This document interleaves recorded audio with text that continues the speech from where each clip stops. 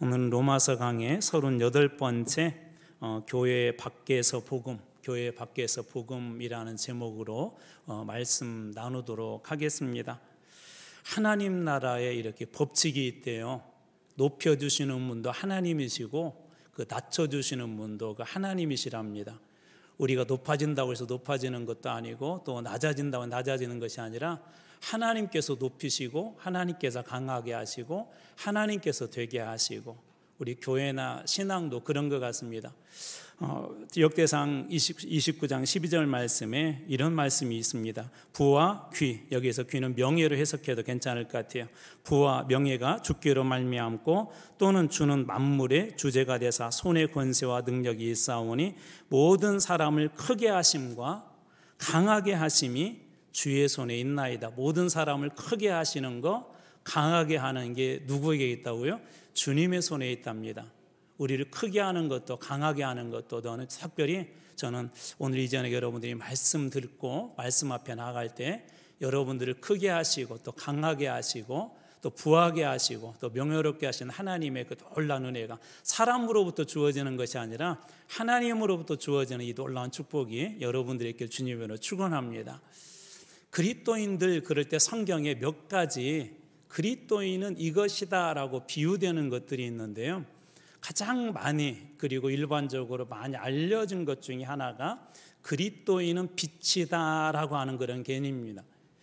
빛이라고 할 때 그 빛은 어떤 그런 그림이 여러분들에게 그려져서 이렇게 빛 그럴 때 어떤 생각이 여러분 마음속에 먼저 듭니까?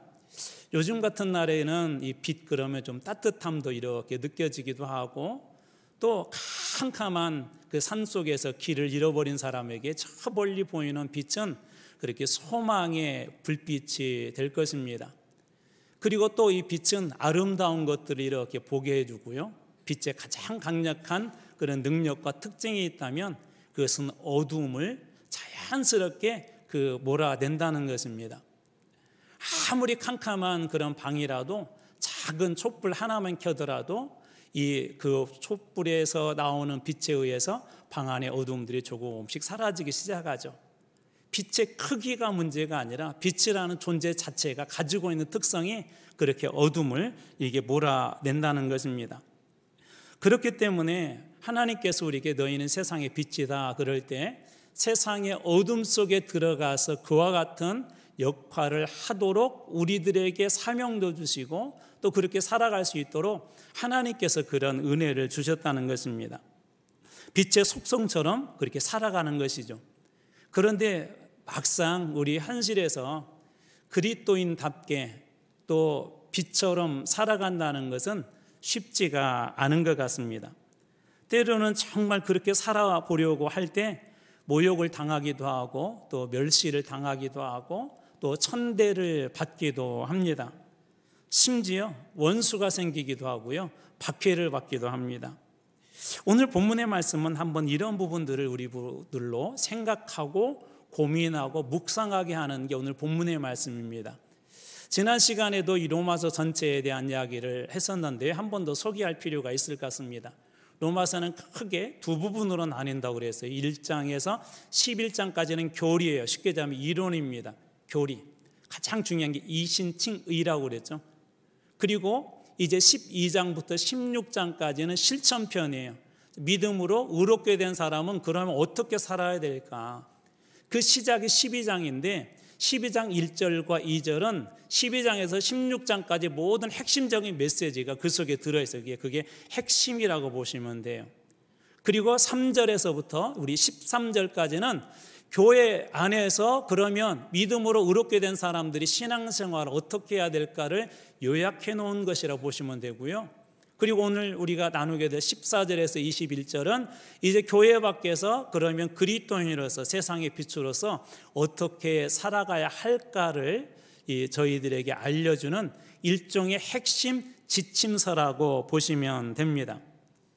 교회 밖에서 믿음으로 의롭게 된 자들이 어떻게 살아야 될까? 또 복음을 받은 사람들, 믿음으로 의롭게 된 사람들의 삶은 세상 속에서 어떻게 작동해야 될까라고 하는 게 오늘 본문이 우리들에게 던져주는 질문입니다. 오늘 말씀 속에 보면 여러 가지 사람들이 등장해요. 박해자도 등장하고 또 원수도 등장하고 또 즐거운 자들, 또 슬퍼하는 자들, 여러 사람들이 오늘 본문에 등장합니다. 이런 사람들과의 관계에서 어떻게 하는 것이 이신칭의 믿음으로 의롭게 되는 사람의 삶인지를 요약해 놓은 거예요. 빛으로서 삶을 어떻게 살 것인가, 박해하는 자를 어떻게 축복할 수 있고, 또 원수 갚고 싶은 그런 마음들을 내려놓고 어떻게 하나님께 맡기고 악에게 지지 않고 선으로 어떻게 이겨낼까라는 그런 질문을 오늘 본문이 던지고 있다는 것입니다. 오늘 본문이 주는 첫 번째 교훈은 이것인데요, 박해하는 자를 축복하래요. 오늘 말씀의 14절입니다. 너희를 박해하는 자를 축복하라. 축복하고 저주하지 말라. 여기에서 박해는 이때 당시에는 좀 달랐었죠. 사자굴에 던져지기도 하고 원형 경기장 속에 던져져서 그곳에서 사자들에게 찢겨서 죽을 수도 있고 혹은 참수를 당하기도 하고 소위 이렇게 순교하는 일들이 많이 있었습니다. 쉽게 얘기해서 물리적 박해들이 아주 많이 있었어요. 그러나 오늘날에는 특별히 우리 한국의 상황에서는 이런 상황들은, 물리적 박해들은 사라졌지만 여전히 그리스도인으로서 똑바로 살려고 할 때 우리에게 주어지는 불합리하거나 불이익되는 그런 상황들은 여전히 존재하는 것 같습니다. 지금도 그러는지 모르겠는데 제가 군생활 할 당시만 하더라도 술을 마시지 않는다고 하면 고참들한테 되게 혼나기도 했습니다. 직장에서도 마찬가지죠. 때로는 그것 때문에 따돌림을 당하기도 하고, 또 요즘은 사회적인 편견이 있죠. 기독교는 독선적이다, 또 위선적이다 라는 그런 편견 때문에 모든 기독교인들 그렇게 사회적 시선으로 바라보기도 하고, 또 때로는 윤리적으로도 바르게 이렇게 살아가려고 할 때, 어떤 법 앞에서 올바르게 살아가려고 할 때 소위 사람들이 그렇게 이야기하죠. 유도리가 없다. 왜 사람이 이렇게 고지식하냐, 왜 이렇게 경직되어 있느냐라고 때로는 핀잔을 듣기도 합니다. 적당히 하는 게 오히려 우리한테 좋은데 왜 그렇게 바르게 하려고 하느냐라고 그렇게 한다는 것이죠. 그래서 이런 것들 때문에 이 갈등이 생기기도 하고 때로는 피해를 당하기도 합니다. 그런데 예수님 뭐라고 말씀하시죠? 마태복음 5장 44절입니다. 나는 너희에게 이르노니 너희 원수를 사랑하며 너희를 박해하는 자를 위하여 기도하라. 원수에 대해서는 어떻게 하라고 말씀하시죠? 사랑하라고 하고 박해하는 자를 위해서는 기도하래요. 여러분들에게 한번 질문해 볼게요. 오늘 이 말씀이 여러분들에게 쉬운가요? 아니면 어려운가요? 원수들이 없어서 잘 모르세요? 박해하는 분들이 없어서 잘 모르신가요? 저는 어렵더라고요. 원수들이나 박해하는 자들 앞에서 그들을 정말 사랑하고 그들을 위해서 거꾸로 여기서 기도라는 게 저주의 기도가 아니라 축복의 기도예요. 이 사람들 앞에서 축복을 한다는 것은 사실 쉽지 않죠. 요즘 우리 사회가 얼마나 민감해져 있는지 작은 말 한마디에도 막 쉽게 분노하기도 하고요. 그냥 어떤 사람은 그냥 의미 없이 그냥 사람이 지나가니까 누가 지나가서 이렇게 쳐다봤는데 째려보았다고 해코지를 하는 그런 일들도 상당히 민감한 그런 시대를 살고 있습니다. 작은 말 한마디에도 그런 일들이 일어나는데 원수, 박해하는 자를 사랑하고 기도한다는 것은 정말 쉽지 않습니다. 그런데 예수님은 정말 그런 삶을 사셨죠. 십자가에서 사람들로부터 저주받은 자로서 십자가에 예수님은 매달렸고 사람들의 그런 저주와 조롱과 멸시를 그대로 다 받습니다. 그러면서 예수님은 이런 기도를 드렸습니다. 누가복음 23장 34절입니다. 이에 예수께서 이르시되 아버지 저들을 사하여 주옵소서, 저들을 용서해 주옵소서, 자기들이 하는 것을 알지 못함이니이다 하시더라. 그들이 그의 옷, 예수의 옷을 나눠 제비 뽑을세. 아버지 저들의 죄를 용서해 주십시오. 저들이 알지 못해서 그렇습니다 라고 예수님은 오히려 하나님 앞에 기도합니다. 인간의 본성은요, 이 사랑하고 기도하기가 상당히 어려워요.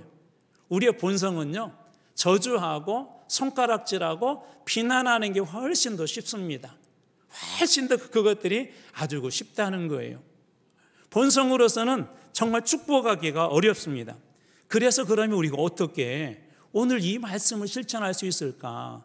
이 본헤퍼라고 하는 신학자가 이 부분을 잘 설명을 해 주었는데요. 그는 이렇게 말합니다.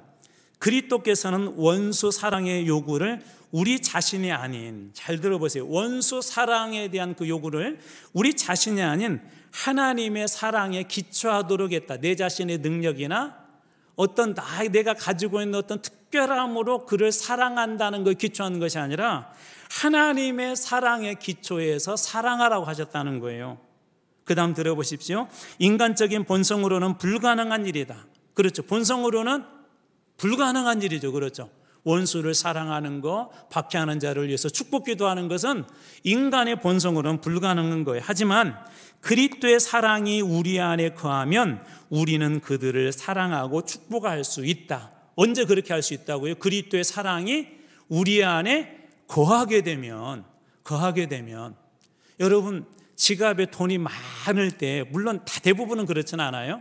근데 보편적으로 지갑에 돈이 많을 때 다른 사람한테 막 내가 밥 사줄게, 뭐 사줄게 그렇게 하기가 쉬워요? 돈이 적을 때 하기가 쉬워요? 다 세속적인 분들이시군요. 그렇죠. 일반적으로 많을 때 그렇게 하죠. 그렇죠. 많을 때는 막 여유 있을 때는 그렇게 해요. 그런데 적을 때는 쉽지가 않죠. 하나님의 사랑도 그런 것 같아요. 하나님의 사랑이 우리 속에 풍성할 때는요, 나누고 쓰고 이렇게 하고 저렇게 해도 하나도 정말 아깝지 않은 것 같아요. 그런데 하나님의 사랑에 다 메말르게 되면 아주 눈곱만큼 작은 거 하나 가지고도 나눠주는 것도 힘들어하고 속상해하는 것 같고 그러는 것 같아요. 그래서 보네포의 말처럼 정말 원수를 사랑하고 박해하는 자를 위해서 기도하기 위해서 가장 먼저 필요한 건 뭐냐면 하나님의 사랑이 우리 속에 풍성하게 채워질 때 내 능력의 기초에서가 아니라 그 하나님의 사랑의 기초에서 박해하는 자를 위해서도 기도할 수 있다는 거예요. 아마 여러분들 그런 거 경험해 보셨을 것 같아요. 성령 충만하고 은혜 충만했을 때는 나를 힘들게 하는 사람의 저주의 기도가 나오지 않고요, 그 사람에 대해서 불쌍히 여겨달라고, 하나님 제발 그 사람 살려달라고, 하나님 정말 그 사람 살아야 된다고, 나를 구원해 준 것처럼 그 사람도 구원 받아야 된다고 하나님 앞에 그렇게 간절히 기도해 본 적이 있을 것입니다. 하나님의 사랑이, 하나님이신 은혜가 우리 안에 풍성하게 채워질 때 그 사랑과 은혜의 기초에서 우리는 사랑할 수 있고 용서할 수 있고 그렇게 축복할 수 있는 것입니다. 그러므로 사랑하는 성도 여러분, 한번 그렇게 기도하세요. 내 힘과 능력으로는 안 돼요. 목사도 안 되고요, 어거스틴 같은 그런 성자들도 자기 힘과 능력으로는 절대 사랑할 수 없습니다. 하나님의 사랑이 우리 가운데 풍성히 부어지고 은혜가 풍성하게 될 때 박해자들 오히려 축복하고 원수를 오히려 사랑하고, 그때 그들의 삶 속에서도 또 다른 변화가 일어나서 하나님의 자녀로, 원수가 하나님의 백성으로 거듭나는 그런 역사들이 일어나게 될 줄로 믿습니다. 박해하는 자를 위해서 여러분 축복하십시오. 두 번째로는 저는 이 말씀이 오늘 위로가 되더라고요. 제가 이렇게 표시를 했어요. 가능하면, 바로 할 수 있으면, 할 수 있다면 모든 사람과 화목하라. 로마서 12장 18절 말씀인데요, 할 수 있거든 너희로서는 모든 사람과 더불어 화목하라. 가능하다면, 할 수만 있다면 모든 사람, 그러니까 모든 사람은 어떤 사람이 포함되죠? 우리 가족, 내가 좋아하는 사람, 내가 싫어하는 사람을 포함해서 원수 같은 사람들과도 어떻게 하라고요? 화목하래요. 근데 여러분들은 어떤 말에 위로가 되세요? 그런 분들과 화목하라고 하는 말씀이 위로가 되세요? 저는 어디에서 이렇게 위로가 되냐면, 할 수 있다면, 할 수 있으면. 여기에는 두 가지 의미가 있어요. 여기에는 첫 번째로 우리 모든 사람들은 아무리 그 사람이 성자라고 할지라도, 예를 들어서 요셉 같은 사람도 갈등이 있었거든요. 본인의 의지에 상관없이. 예수님도, 물론 예수님은 그렇게 하진 않았지만 예수님을 끊임없이 공격하고 어렵게 하는 사람들이 있었어요. 근데 여기에서 그래서 중요한 핵심이 하나, 왜 할 수 있으면이라고 얘기하냐면 인간의 한계를 지적하는 것입니다. 우리의 한계로서는 우리 모든 사람과 더불어 이게 화목할 수가 없어요. 대통령, 역대 대통령 중에 잘한다고 하는 대통령들이 지지율이 100% 나와서 잘한 대통령 여러분 혹시 보셨어요? 여기 계신 것 같아요. 저는 보지 못했어요. 성자 같은 사람들도 대부분 사람들이 좋아하지만 반대하는 그런 사람들도 있습니다. 이것이 인간의 한계, 우리 인생의 한계예요. 책임을 내가 화목할 수 없어. 그 이유가 이거야. 책임을 회피하기 위한 말씀이 아니라 우리 인간의 한계가 그러하다는 것입니다. 대표적으로 이 화목하고 화평하게 살았던 사람 한 사람을 뽑으라 그러면 저는 아브라함을 이렇게 꼽고 싶습니다. 그 이유가 있어요. 여러분들이 잘 아는 아브라함의 한 이야기를 여러분들에게 들려드리겠습니다. 창세기 13장 8절 말씀입니다. 아브라함이 롯에게 이르되 우리는 한 친족이라 나나더나 내 목자나 서로 다투게 하지 말자. 나나 롯 너나 그리고 내 목자나 서로 어떻게 하지 말자? 다투게 하지 말자. 이 사건은 여러분 잘 아실 거예요. 무슨 일이 있었죠? 목축업을 하고 있었단 말이에요. 목축업을 하는 사람들에게는 이 목초지가 아주 중요합니다. 근데 서로 막 점차 이렇게 재산이 늘어났어요. 쉽게 얘기하자면 소와 양이 많이 늘어났어요. 그러다 보니까 많은 목초지가 필요했겠죠. 또 얼마나 왕성하게 이들이 막 뜯어먹었겠어요. 그러다 보니까 목초지 때문에 아브라함도 그리고 롯도 서로 마음이 막 이렇게 상하고 심지어 그 목자들끼리 막 서로 막 다투기도 하고 막 싸우기도 하고 그랬단 말이에요. 그때 아브라함이 롯에게 한 말이에요. 서로 다투게 하지 말자. 우리는 한 친족 아니냐. 서로 다투지 말자라고 그렇게 이야기합니다. 자, 그러면서 뭐라고 이야기를 하죠? 아브라함이 내가 그래도 어른이잖아. 내가 먼저 선택할게. 내가 이쪽 선택할 거야. 그러니까 너는 저쪽 선택 그렇게 하지 않고 내가 먼저 마음껏 선택해. 그러면 나는 나머지 가질게. 근데 이 조카 보세요. 우리나라에서는 장유유서 중요하잖아요. 숭중도 순서가 있다는데 그 말에 한 번도 양보도 안 하고 최소한 3번 정도는 양보를 했더라면 괜찮아요. 양보도 안 하고 가장 좋은 땅, 창세기 13장에서 뭐라고 해야 되냐면 그 땅을요, 여호와의 동산과 같았다. 마치 에덴 동산처럼 풍성했대. 그게 뭐냐? 어디 땅이냐면 소돔 땅이에요. 소돔 땅. 소돔과 고모라 땅을 이 조카 롯이 선택을 하게 되죠. 그리고 나서 이제 이 두 사람들 이렇게 헤어져요.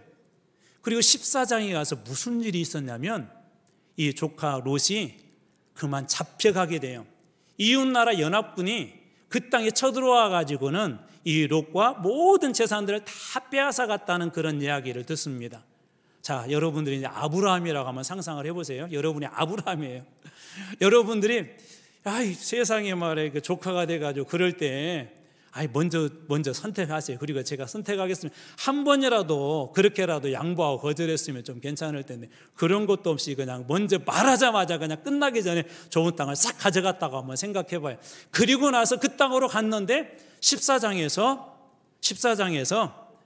연합군이 와가지고 재산과 그 모든 것들 그리고 심지어 이 롯까지도 가족들까지도 다 잡혀갔어요. 그럴 때 여러분 마음속에는 어떤 생각이 들까요? 여기 계신 분들은 자비롭고 은혜롭게도 하기를 더디하셔서 어떡하냐, 이 조카 롯이 잡혀가지고 큰일 났다, 빨리 사병을 데리고 가자. 물론 그런 분도 계실 것 같아요. 그런데 만약에 앞에 사건이 상처로 오고 만약에 그것을 가지고 어떤 세상적인 잣대로 이런 버릇이 없는 놈이라고 그렇게 생각을 했다면 그럴 때 이렇게 생각을 잘됐다. 그리고 억지로라도 구하러 가겠죠. 양보 안 하더니 잘됐다. 어쩌면 그런 생각 할지도 모르겠어요. 그런데 놀랍게도 아브라함이 어떻게 해요? 318명의 사병들을 데리고 그 군인들을 쫓아서 갑니다. 군인들을 쫓아간다는 것은 자칫 잘못하면 죽을 수도 있다는 거예요. 롯과 그의 가족과 그의 빼앗겼던 모든 재물들을 빼앗아 오려고 한다면 어쩌면 엄청난 큰 피를 흘려야 되는 일이 있어야 될지도 모릅니다. 그런데 어떻게 해요? 아브라함이 직접 선두에 서서 318명의 사병들을 데리고 출격을 하죠. 그리고 정말 그곳에 가서 멋지게 그 싸움에 승리해서 모든 것을 다 되찾아 가지고 옵니다. 그리고 나서 15장에 어떻게 연결되는지 아세요? 여러분들은 보실지 모르겠는데 제가 읽어드릴게요. 15장 5절. 그를 이끌고 하나님께서 아브라함에게 이제 한 환상, 한 이상, 한 비전을 보여주세요. 그를 이끌고 밖으로 나가 이르되 하늘을 우러러 무뼈를 셀 수 있나 보라. 또 그에게 이르시되 내 자손이 이와 같으리라. 하나님이 이 아브라함의 13장, 14장 그리고 15장으로 넘어왔을 때 하나님께서 아브라함에게 밖으로 나가서 한밤중에 하늘을 바라보면서 야, 저거 별들이 있지. 저 별들처럼 내 자손들이 많아질 거야. 내 자손들을 축복할 거야 라고 하나님께서, 신실하신 하나님께서 반드시 이루시는 그 하나님께서 이 아브라함에게 축복의 그 약속을 해 줍니다. 저는 이 말씀을 보면서 하나님께서 이렇게 화목하게 하려고 하는 사람들은 잠시 동안 손해보는 것 같고 좋지 않은 땅에 이렇게 던져진 것 같고 많은 걸 잃어버린 것 같지만 하나님은 반드시 그런 인생에 복을 주시는구나 라는 걸 이렇게 깨닫게 되었습니다. 여러분, 그렇다면 하나님의 자녀들이 복받고 잘 된다면 누가 이 일을 가장 싫어할까요? 옆집에 사는 권사님이요? 아니면 교회 목사님이요? 사단이 가장 싫어해요. 계시록에 이런 말씀이 있습니다. 한번 잘 들어보십시오. 계시록 6장 4절. 이에 다른 붉은 말이 나오더라. 그 탄자가 허락을 받아, 이 사탄으로 그냥 보시면 돼요. 땅에서 화평을 제어하여 버리며, 이들이 하는 가장 중요한 일이 뭐예요? 땅에서 화평, 화목하게 하는 것을 다 없애버린대요. 그래서 서로 죽이게 하고 또 큰 칼을 받았더라. 붉은 말, 사탄이 하는 일이 뭐라고요? 땅에서 화평을 제거해버리고, 그 화평을 제거해버림으로써 하나님께서 주실 하나님의 나라가 이 땅에 임한 교회의 축복을 누리지 못하도록 화평을 제하여 버린다. 이게 사탄이 하는 일들이에요. 그러니까 지금 내 삶이 화목을 이룬 일이라면 하나님께서 기뻐하시는 일일 것이고, 지금 나의 언행이 이것을 화목을, 화평을 제하는 일이라면 사단이 기뻐할 일이에요. 여러분들은 어느 쪽에 더 힘을 싣고 그렇게 살아가고 있습니까? 근데 앞에서 설명된 것처럼 인간의 한계가 있다고 그랬죠. 할 수 있다면 하는 것처럼. 그래서 필요한 게 뭐라고요? 우리가 지난 주일날 또 우리 계속해서 우리 그동안 3주 동안 우리 성령의 능력으로 부흥하라는 주제를 가지고 말씀을 나누었는데, 사도행전에도 보면 어떻게 이 교회들이 어려웠어요. 어려운 일이 있을 때마다 교회들이 했던 중요한 거죠. 모여서 기도했죠. 기도할 때마다 어떤 일이 나왔죠? 성령께서 그들 가운데 임재해 주셨죠. 다시 말해서 교회는요, 성령 안에 있지 아니하면 우리의 힘과 능력으로는 죄송한데 하나 되기 힘들어요. 여러분, 집에서 같이 사시는 분 한 30년, 40년, 50년까지 혹시 사신 분 계세요? 50년? 저도 잘 계산이 안 되는데 50년 동안 이렇게 살면서 막 늘 마음이 하나가 되셨나요? 아니, 50년은 들죠. 신혼부부 여기 안 계시죠?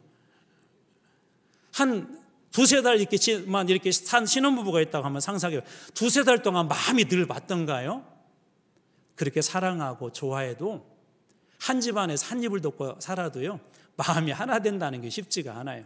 하물며 전혀 다른 배경, 전혀 다른 생각을 가지고 있는 사람들이 교회를 이뤄서 하나 된다는 건 훨씬 어렵죠. 그런데 사도행전 4장 32절 보십시오. 믿는 무리가 한 마음과 한 뜻이 되었다. 어떻게 이렇게 한 마음과 한 뜻이 되었을까요? 사도행전에서 가장 중요한 키워드 하나가 있어요. 바로 성령 때문에 그렇습니다. 성령께서 하나 되게 하신 거예요.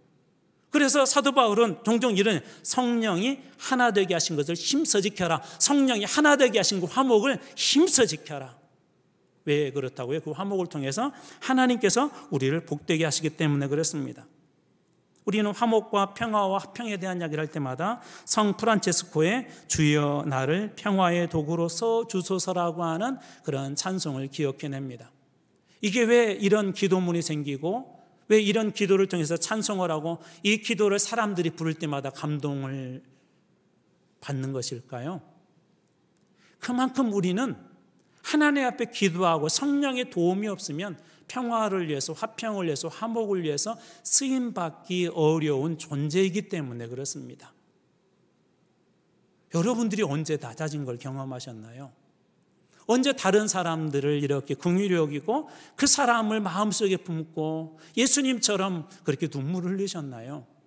주님 앞에 기도할 때 성령님께서 우리 마음속에 오셔서 우리의 모든 죄를 깨끗하게 씻어주고 그리스도의 사랑으로 우리를 붙잡아줄 때 그 사랑과 능력에 의지하여서 그때 교회도 하나 되는 것이고 그때 원수는 사라지고 그때 하나님이 긍휼히 여기신 한 백성이 우리 앞에 서 있게 되고 그때 그 영혼을 보듬고 안아줄 수 있게 되는 것입니다. 성령이 우리 가운데 오실 때 그렇다는 것입니다. 그러므로 하나님 앞에 늘 기도하는 일들, 성령님께 도움을 요청하는 일들을 여러분 게을리하지 마십시오. 어느 모임이 되든지 그 모임에 성령의 임재가 없으면 하나 되는 건 정말 힘듭니다. 기도 없이 교회가 하나가 된다고요? 서울의 어느 유명한 그 교회가 목사님이 처음에 교회를 개척하고 나서 사역을 안 했대요. 교회에 오로지 예배만 드렸대요. 오로지 말씀 훈련만 시켰대요. 왜 그럴까요? 말씀으로 다지고 예배를 통하여서 하나님과 그 만남이 풍성해지기 먼저 한 거예요. 그것을 통해서 풍성해지고 나서 사역을 하니까 사역이 잘 돌아가더래요. 사역만 있고 예배가 없고 사역만 있고 기도가 없고 사역만 있고 하나님 앞에서 주시는 성령의 은혜가 없는 그런 사역은 절대 하나 될 수 없습니다. 힘을 발휘할 수 없습니다. 성령만이 우리를 하나 되게 하고 성령만이 우리를 온전한 화목 제물로 쓰임받게 합니다. 그렇기 때문에 사랑하는 성도 여러분, 할 수만 있으면 모든 사람들과 화목하십시오. 어떻게 해요? 기도하십시오. 성령님께 도움을 요청하십시오. 우리 장로님들 또 많은 분들 기도할 때마다 교회 하나됨을 위해서 기도하더라고요. 어느 분이 저보러 그러더라고요. 교회 이름들을 되게 가장 힘들어 그러더라고요. 어느 목사님이. 그런데 저는 그런 것도 깼으면 좋겠어요. 우리 안에 정말 그런 기도가 있었으면 좋겠어요. 하나님께서 정말 우리 안에 그런 마음 주시도록 담임 목사인 저로부터 저 밑에 우리 어린아이들까지 교회 안에서 그런 마음 되도록 어떻게 가능할까요? 기도의 자리에서 예배의 자리에서 성령님께서 만져주시고 그럴 때 우리는 하나 될 수 있습니다. 여러분 자꾸 우리 마음이 다른 곳으로 가려고 할 때 다시 붙잡아서 끌고 오십시오. 성령님이 계신 곳에 오십시오. 기도의 자리에 오십시오. 그때 여러분들도 화목하게 하는 그런 직책으로 귀하게 쓰임받아 한몸된 공동체로 우리 교회도 귀하게 쓰임받게 될 줄로 믿습니다. 세 번째로 원수 갚는 것은 하나님께 맡겨래요. 원수 갚는 것은 19절입니다. 내 사랑하는 자들아 너희가 친히 원수를 갚지 말고 하나님의 진노하심에 맡기라. 기록되었으되 원수 갚는 것이 내게 있으니 여기 내게는 하나님이에요. 하나님께 있으니 하나님께서 내가 갚으리라 주께서 말씀하시니라. 원수 갚는 거 심판은 하나님의 영역이에요. 최근에 우리나라 어떤 사람들이 흰 헬멧 쓰고 본인들이 뭔가를 한다고 아주 위험한 거예요. 원수 갚는 것은요, 심판은 오로지 하나님께만 있습니다. 우리 중국의 무협지라도 옛날 중국 영화 보면 이렇게 그 아버지가 억울한 죽임을 당하면 그 집안에 모든 사람이 다 죽었는데 깐나라하게 혼자만 이렇게 어떻게 살아남았어요. 그 아들이 20년 30년에 나타나고 또 그 집을 다 멸절을 시키죠. 또 그리고 났더니 그 집에 유일하게 또 한 사람 남은 사람이 또 20년 30년. 여러분 복수는요 되돌이표예요. 좋지 않은 되돌이표. 원수 갚는 것은 좋지 않은 되돌이표예요. 우리는 자꾸 우리 안에 뭐가 있냐면 대로받고 말로 주고 싶어하는 그런 것들이 있죠. 또 이런 마음들도 있죠. 원수가 안 되었으면 좋겠다라고 하는 그런 마음들이 있죠. 그런데 그리스도인들은 본능을 따라 사는 사람이 아니라 그리스도인들은 본성을 따라 사는 사람이 아니라 그리스도의 사랑과 말씀을 따라 사는 사람들입니다. 우리의 본성과 본능이 늘 우리 앞에서 앞장서지 아니하도록 성령께서 날마다 우리의 영과 육을 콕콕 붙잡아서 하나님의 성실한 은혜 속에 있도록 그렇게 묶어야 될 것입니다. 여러분들이 심판을 하려고 하지 마세요. 주님께서 이 신명기 32장 35절에도 뭐라고 이야기합니까? 그들이 실족할 때에 내가 보복하리라. 심판은 하나님께 있다는 것이죠. 하나님은 심판에 그래서 우리들에게 집중하지 말라고 이렇게 이야기합니다. 사람을 묵상해서 잘 되는 역사는 없어요. 사람을 묵상해서. 우리는 뭘 묵상해야 될까요? 그렇죠. 말씀을 묵상하셔야 돼요. 그리스도의 은혜를 묵상하셔야 돼요. 사람은 바라보고 생각하는 것에요, 그것에 자연스럽게 이끌려가게 되어 있어요. 여러분, 신앙이 좀 더 뜨거워지기를 하고 어디에 우리가 집중해야 될까요? 바라보는 게 중요하다고 그랬죠. 아마 여기 그런 분들 계실지 모르겠어요. 처음에 이렇게 결혼해가지고 아기를 이렇게 가졌을 때 집에다가 예쁜 아기 사진 막 걸어놓고 매일 쳐다본 분 계시죠? 영향력이 있대요. 또 저희 때는, 저희가 이제 결혼해서 이제 아기 이렇게 가졌을 때는 모차르트 음악이 엄청 유행을 했어요. 혹시 아세요? 모차르트 이 음악을 많이 듣는지 혹시 아세요? 진짜 알아서 고개를 끄덕이시는 거예요. 머리를 좋아지게 한대요. 머리를. 그래가지고 애는 클래식하고 막 전혀, 본인도 클래식하고 전혀 그냥 상관없이 조금만 막 그 비발디의 사기 같은 것만 나와도 막 머리가 아픈 사람이, 본인도 스트레스 받고 태아도 스트레스 받고 머리 좋아진다고 다 망치는 거죠. 듣고 보고 하는 것들이 정말 중요합니다. 그런데 불쌍한 인생들은 자꾸 사람을 묵상합니다. 자꾸 사람을 묵상하고 생각에 바르지 못한 것들을 묵상하고 결국은 어떻게 됩니까? 결국은 그곳에 함몰되어지고 말아요. 넬슨 만델라는 인종차별 정책 아래에서 27년간 동안이나 그 감옥 생활을 했대요. 감옥에서 이렇게 나왔을 때 27년이라고 하면 얼마나 힘들었겠어요. 감옥에서 아무리 편하게 있다고 하더라도 힘들었겠죠. 감옥에서 이렇게 나왔는데도 그때 당시에 자기를 힘들게 했던, 특별히 인종차별 정책을 옹호했던 백인들에게도 손을 내밀어 화해 용서를 이렇게 선택하면서 이런 말을 했답니다. 나는 감옥문을 나서며 원망과 증오를 내려놓기로 결심했습니다. 그것을 버리지 않으면 나는 여전히 감옥에 갇힌 것이나 다름없습니다. 원망, 증오, 그것을 내려놓지 않고 그 사람들을 계속 증오하고 원망하게 된다면 나는 여전히 어디 안에 있다고요? 감옥 안에 있는 것하고 똑같다라고 그렇게 이야기합니다. 그래서 예수님께서도 오늘 우리들에게 원수 갚는 것은 하나님께 맡겨라 라고 그렇게 이야기한 것입니다. 사랑하는 성도 여러분, 우리는 본능상 악에 더 쉽게 반응을 해요. 은혜는 쉽게 잊어버리고요. 남들이 누군가 나에게 잘못한 것들은 이런 거하고 똑같아요. 은혜를 자꾸 물에다 새기려고 하고, 누군가 나에게 잘못한 것은 돌에다 새기려고 해요. 그런데 이걸 바꾸셔야 돼요. 은혜는 돌에다 새겨야 되고, 정말 나를 힘들게 하는 사람들은 물에다 새기셔야 돼요. 순식간에 흘려보내셔야 돼요. 은혜를 새기고 기억하며 살아가는 게 오늘 주님께서 우리에게 주신 은혜입니다. 하나님께 맡기고 그리고 평안을 구해라는 것이죠. 오늘 결론의 말씀은 이렇게 말씀했습니다. 21절입니다. 악에게 지지 말고 어떻게 악을 이긴다고요? 선으로 악을 이기라. 저는 여러분들이 그런 분들 되길 주님의 이름으로 축원합니다. 본성은 자꾸 악을 악으로서 이기려고 하는데, 악을 이기는 것은 무엇이 되어야 된다고 그래요? 선으로 악을 이기는 거.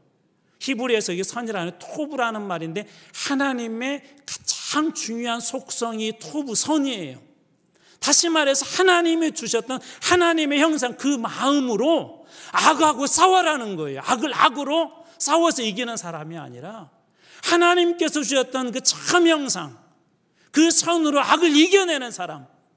여전히 악이 판치는 시대에 하나님의 거룩한 선이 여전히 악을 덮고, 아니 단순히 이기는 수준이 아니라 그 악을 완전히 덮어 새롭게 바꿔버리는 그 능력이 바로 이 선이라는 것입니다. 저는 여러분들도 저도 하나님께서 우리를 빛으로 부르셨다고 믿습니다. 그렇다면 오늘 우리가 쓰임받는 곳에 어떤 어둠이 있더라도 그것을 밝힐 수 있는 충분한 능력도 우리 자신이 아니라 하나님께서 주셨음을 믿습니다. 오늘 빌립보서 2장 15절은 그런 의미에서 우리에게 중요한 도전을 주는데요. 이는 너희가 흠이 없고 순전하여, 잘 보십시오, 어그러지고 거스르는 세대 가운데. 그리스도인들은 어떤 세상 속에 살아, 어떤 세대 가운데 살아요? 어그러지고 거스르는 세대. 거기에 세류에 따라 흘러가는 인생이 아니라 하나님의 흠 없는 자녀로서 그들 가운데, 세상에서 어그러지고 세상은 거스르는 그런 세대지만 그들 가운데 무엇으로 나타낸다고요? 빛들로 나타내며 세상에 어그러지고 세상의 말씀을 거슬러 가고 세상에서는 악을 악으로 갚도록 하고 세상에서는 이는 이로 눈에는 눈으로 그렇게 갚으려고 할 때 그런 때에 그리스도인들이 그들 가운데서 빛들로 나타내는 것. 설교 초두에 제가 한 어떤 그림 이미지를 여러분들에게 이렇게 던졌어요. 그건 뭐냐면 어떤 사람이 캄캄한 그런 밤중에 깊은 산속에서 길을 이렇게 잃어버렸습니다. 길을 여러분들이 잃게 된다면 아무도 없는 곳에서 혼자 가다가 길을 잃게 된다면 캄캄한 밤중에 요즘은 뭐 우리 대한민국 산에서는 호랑이라든지 무서운 짐승들은 없지만 없어도 정말 아주 캄캄한 그런 어두운 숲속에 혼자 걷게 된다면 그 사람에게는 두려움과 절망의 그림자들이 순식간에 와서 덮어버릴 것입니다. 자, 그때 저 멀리 한 초라하고 보잘것없지만 멋진 집은 아닌데 저 문틈 사이로 나오는 작은 빛이 저 멀리에서 보이게 된다면 절망과 어둠 속에서 두려워한 이 사람에게는 그 작은 빛이 무엇이 될까요? 소망이 되겠죠. 이제 나도 살 수 있겠구나. 오늘 14절에서 21절 말씀이 오늘 교회에게 주는 도전은 이것입니다. 어그러지고 거스르는 이 세대에 교회들이 세상 사람들이 지금 다 두려워하잖아요. 세상 사람들이 다 힘들어하잖아요. 세상적으로 볼 때 조금 부족해 보이고 세상적으로 볼 때 좋은 집에 살지 못하고 세상적으로 볼 때 좋은 문이 아니라 초가집에 달려있는 옛날 문처럼 그런 문이 작은 문과 같은 그런 모습일지라도 그곳에서 나온 작은 빛 하나가 길을 잃은 사람에게 희망이 되는 것처럼 저는 여러분들의 그 삶이 여러분들의 걸음 하나하나가 이 땅의 사람들에게 소망이 되고 희망이 되었으면 하는 바람입니다. 사랑하는 성도 여러분, 여러분의 삶을 통해서 살기 힘들다고 하는 이 세상이지만 우리 대한민국이 아직도 혼돈 속에 있지만 그래도 우리에게 살 길이 있구나라고 소망의 빛을 비추는 교회 밖에서도 그리스도의 복음에 마치 달이 태양빛을 이렇게 받아서 반사하는 것처럼 그리스도의 복음의 빛을 여러분들이 봐서 다시 세상 속에 반사시킬 때 그런 소망 있는 세대, 소망 있는 나라, 소망 있는 교회가 다 되게 될 줄로 믿습니다. 그 주인공이 여러분들이 다 되시길 주님으로 축원합니다.